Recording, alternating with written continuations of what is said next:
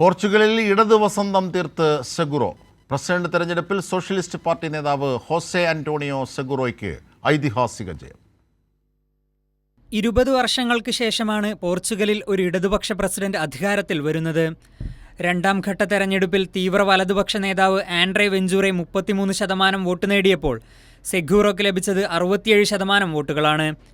വെഞ്ചൂറെ മുന്നോട്ട് വയ്ക്കുന്ന കുടിയേറ്റ വിരുദ്ധ നിലപാടുകളുടെയും നിലവിലെ വലതുപക്ഷ സർക്കാരിന്റെ കോർപ്പറേറ്റ് അനുകൂല നയങ്ങൾക്കുമെതിരെയുള്ള ജനവികാരമാണ് തെരഞ്ഞെടുപ്പിൽ പ്രതിഫലിച്ചതെന്നാണ് വിലയിരുത്തൽ. ഉൽപാദനക്ഷമത വർദ്ധിപ്പിക്കാനെന്ന പേരിൽ നിലവിലെ ഭരണകൂടം തൊഴിലാളി വിരുദ്ധ ലേബർ നിയമങ്ങൾ പോർച്ചുഗൽ ജനതയ്ക്കുമേൽ അടിച്ചേൽപ്പിക്കാൻ ശ്രമിച്ചിരുന്നു. ഇതിനെ തുടർന്ന് ഒരു പതിറ്റാണ്ടിനു ശേഷം പോർച്ചുഗലിന്റെ തെരുവിൽ തൊഴിലാളി പ്രക്ഷോഭം അരങ്ങേറുന്നതും നാം കണ്ടു. ഇതിനു പിന്നാലെയാണ് തെരഞ്ഞെടുപ്പിൽ സെഗുറോയുടെ നേതൃത്വത്തിൽ ഇടതുപക്ഷത്തിന്റെ ഐതിഹാസിക വിജയം. തെരഞ്ഞെടുപ്പ് വിജയത്തിനു പിന്നാലെ യഥാർത്ഥ വിജയികൾ പോർച്ചുഗീസ് ജനതയും ജനാധിപത്യവുമാണെന്നാണ് സെഗുറോ പ്രതികരിച്ചത്.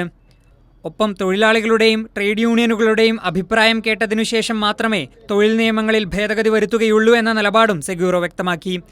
International desk, Kairali news.